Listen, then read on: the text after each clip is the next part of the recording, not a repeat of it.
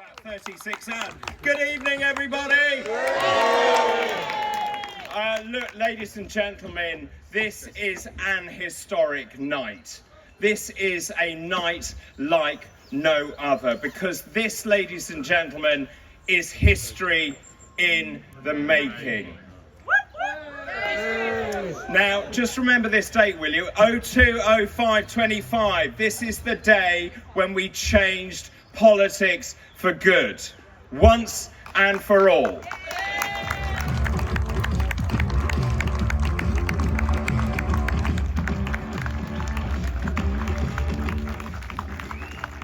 Good evening, Reform UK! We gather on a historic day for the United Kingdom. You know, before the campaign started, we had a view that if Reform, given all the momentum we had, could win a couple of hundred council seats, if we could perhaps take control of a council, that'd be a great start to be able to deliver for constituents.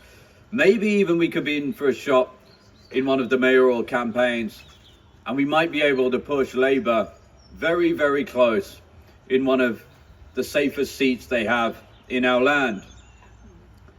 As it turns out, we're in the midst of something truly spectacular.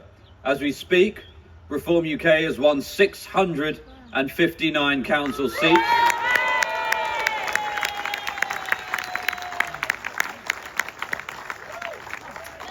We've taken control of 9 councils.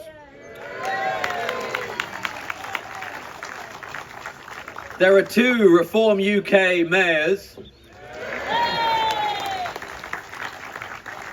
And of course, I think there was a parliamentary by-election, which we won by a few votes in Runcorn and Helsby. Look, by the way, they were all well-meaning, just to be clear. But, you know, the BBC said, well, look, people in this country have had quite enough, surely, of politicians who promised the earth and promised the world. I said, promised the earth? People just want their bins collected once a week at least.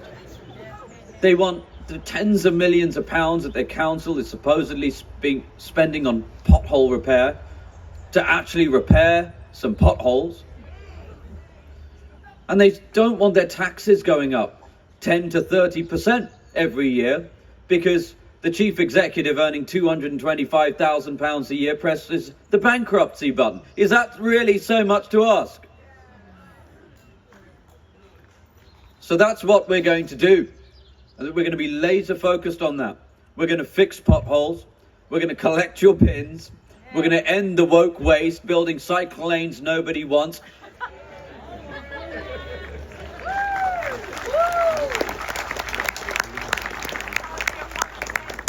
But we're also going to do something else that I don't know many people were quite expecting from Reform UK. But we feel at Reform that the people who elected us have given us a mandate. They want secure borders.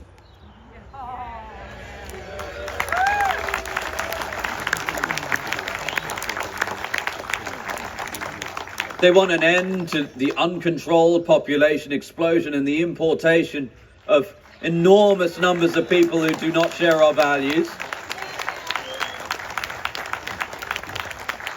And they've had quite enough of setting their alarm in the morning to go and bust a gut at work, to have most of that money taken away from them in order to fund people whose first act upon coming to this country was to break our laws.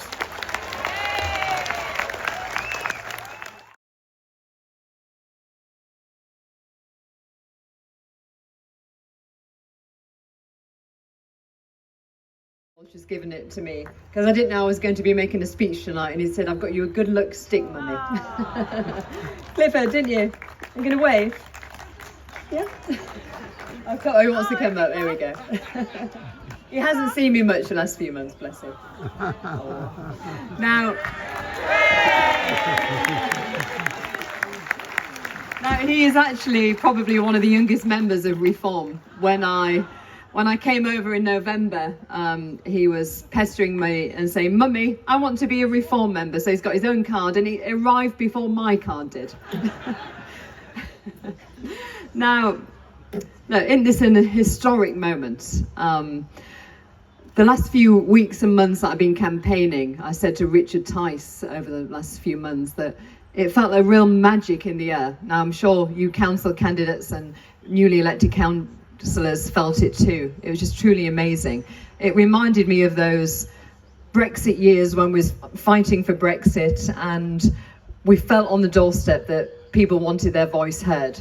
And I think with Reform, well, no doubt with Reform, we are standing up for the silent majority, and they've finally got our voice heard.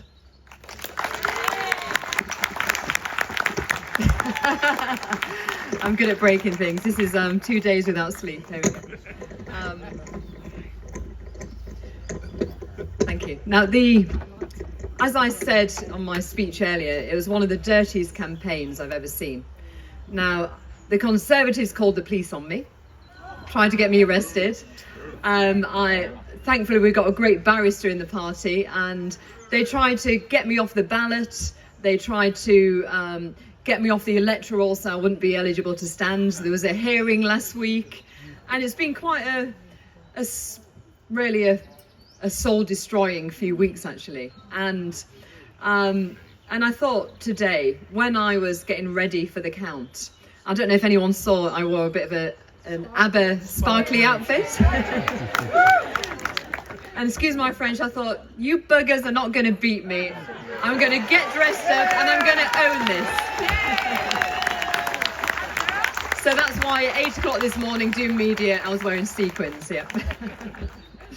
Now, look, I'm so proud to be in the Reform family, and the support that I've had from Nigel, from Richard, from Zia has been immense. The emotional support, because at times, I must admit, emotionally, it nearly broke me. You know, can you imagine you're innocent and the police being called to you? And so can we put our hands together for our amazing leader, for our amazing party chairman, and also for Richard Tyson as well.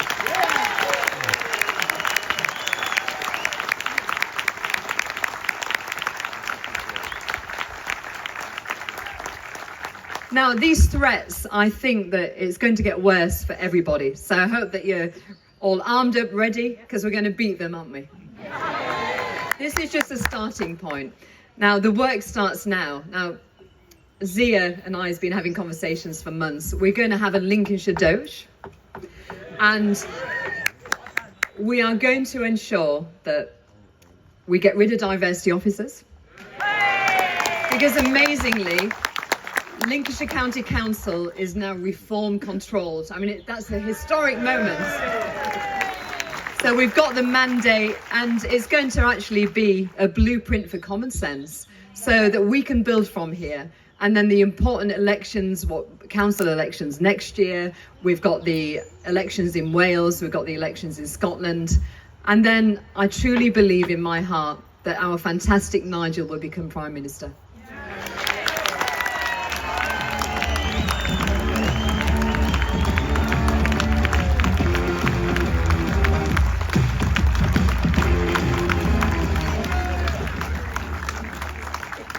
Good evening, everyone. Well, we made history last night in Runcorn and Helsby. And if we can do it in Labour, one of Labour's safest seats, 16th safest seat, then we can do it anywhere over this country. It was a 17% swing from Labour to Reform. We've never had a by-election, or I think any election in history, that was so close. 6 votes, a recount. I hope I provided you with some entertainment.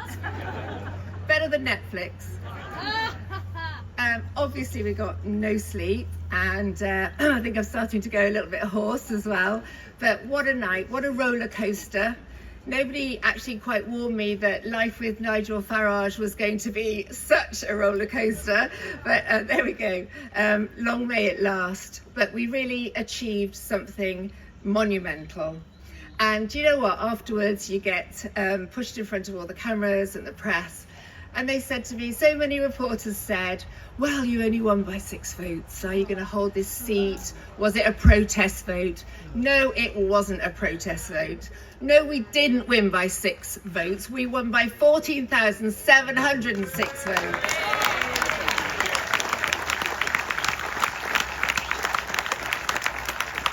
But after a win like that, I'm going to have to say a few thank yous. So bear with me. Of course, the biggest thank you go to Nigel and Zia.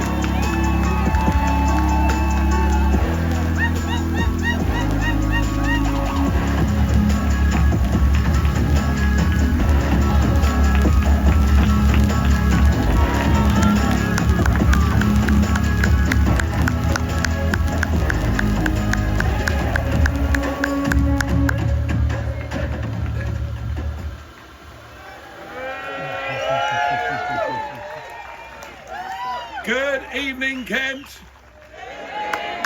And good evening to 57 Kent County Councillors. I can stand here now and say to you and declare with absolute certainty and conviction that we are the winners of the 2025 May the 1st elections right across the length and breadth of England, and we should be very proud.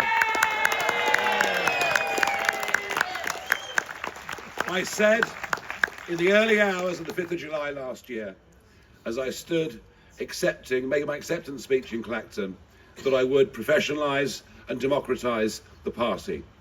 The leaps and bounds we've made in just over 9 months are totally extraordinary.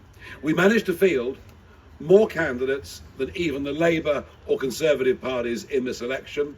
We had full vetting. We've built over 400 branches. And you know, ever since I launched this campaign on the 28th of March in Birmingham, I've literally spent with the exception of Easter, 5 weeks on the road. And I've travelled to every single one of our county contests. I've met over 1,200 of our candidates that stood. And I tell you something, there is an optimism, there is an energy, there is a belief in this party. And the media can go on saying it's a protest party. And you could argue there's a lot to protest about. But we are not a protest party. We are people from all ages, all walks of life, all religions, all backgrounds, but all British. And that's what brings us together and binds us, our belief in the country. And I've never seen such energy and such enthusiasm. Well, yesterday was quite a day for me. I spent 8 hours going around door knocking on behalf of Sarah Pochin. And when 10 o'clock came and the polls closed, little did we know the emotional roller coaster that Sarah would have to go through. But I'm pleased to say that on the recount, we increased our vote share by 50%. So there we are. We went from 4 to 6, but you know what? It may be a small margin, but it is a huge victory, and we're thrilled to have Sarah on our team. Fantastic. Fantastic. We then went on with Dame Andrea, who you've seen on the stage this evening, not just winning the mayoralty of Greater Lincolnshire, but literally walking it, winning it by a country mile, and with it, a massive majority on Lincolnshire County Council. And on we went through the night, The former boxer, gold medal winner in the Olympics, has won the Hull and East Yorkshire mayoralty. Amazing wins. We have, as I speak, now total control over 9 councils, including Kent, and a tenth may be on its way. Wow. We have won the popular vote by a country mile, and we have gained over 660 new council seats. And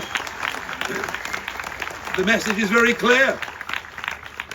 The argument about, would we split the vote? You've heard that one before. What the British people will learn after last night is that if you vote reform, you get reform. If you vote reform, you get reform. And that's the point. And actually, in much of the north of England and in future in this county, if you vote Conservative, you'll let Labour in. Because we have established ourselves in one day in the most seismic moment that English politics has ever seen.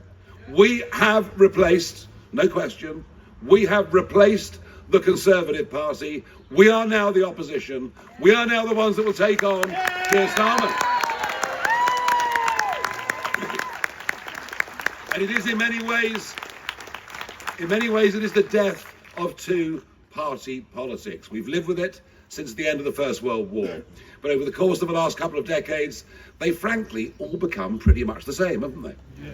Pretty indistinguishable, starting off with, I think, Call Me Dave, who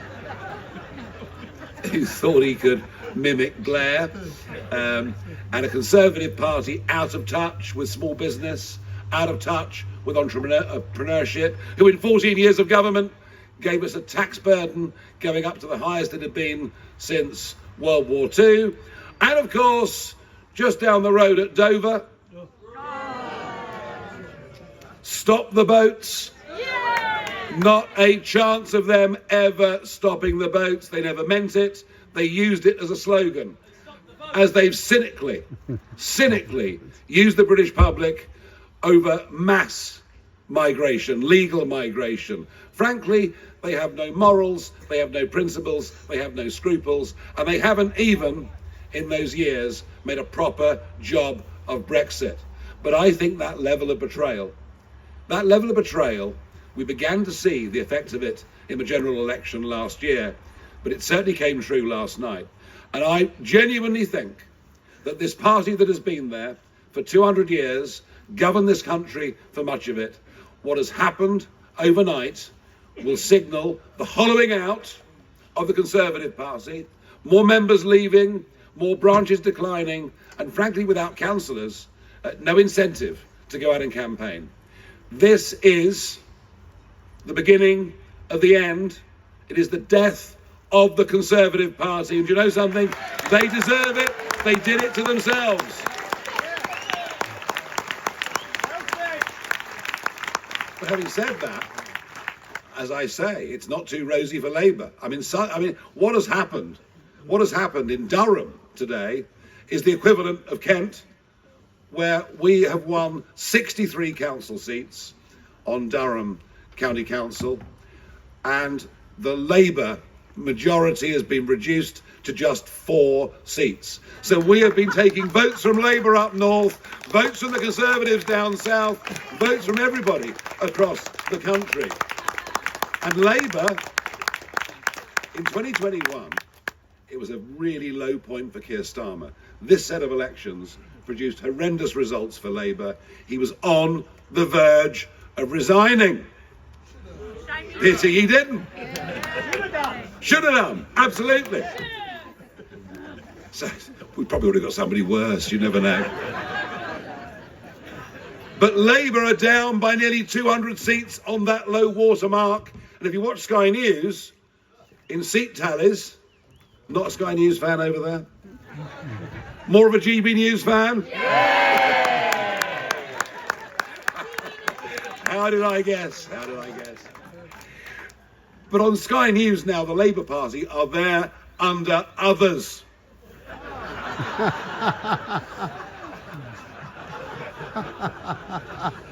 And it couldn't happen to nicer people, could it? The assault on our family farmers, the attack on small business, the driving out of the country of many of our richest, most entrepreneurial and successful people, the attack on private schools, the attack on virtually everything. And we are a nation that is in economic decline, a nation that is in societal decline, a nation that is in cultural decline.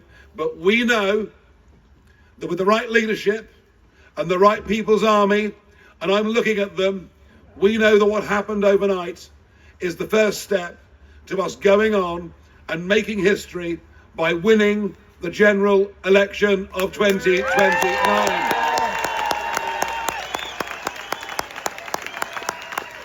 And now journalists often ask me very difficult questions, and on the campaign trail, it was said, well, isn't the problem with your party that it's all a bit too blokish? In fact,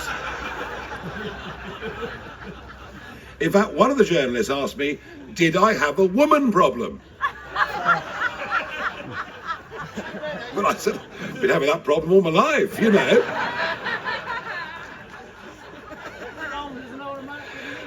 But the thought was that the party didn't have, at the top, elected female representation. But I want to say this to you. Sarah Pochin was not picked as the candidate to stand in the Runcorn and Helsby by-election because she was a woman. Dame Andrea Jenkins wasn't picked to stand in Greater Lincolnshire because she was a woman. Because we don't believe in dividing everybody up according to race or sex or religion. We believe in meritocracy. Judge people on what they are. Judge people on their conduct. But it just so happens that those two magnificent women have been elected. And before the fun begins, and before, I'm going to pretend not to have heard that one. Before the dancing begins, before the singing begins, I want the enduring final image of this massively successful campaign, of me to be on this stage with Sarah, with Andrea, and that'll be our sign-off. Our thanks to all of you for what you've achieved, and our big shot and image to the country. This is the new face of Reform UK.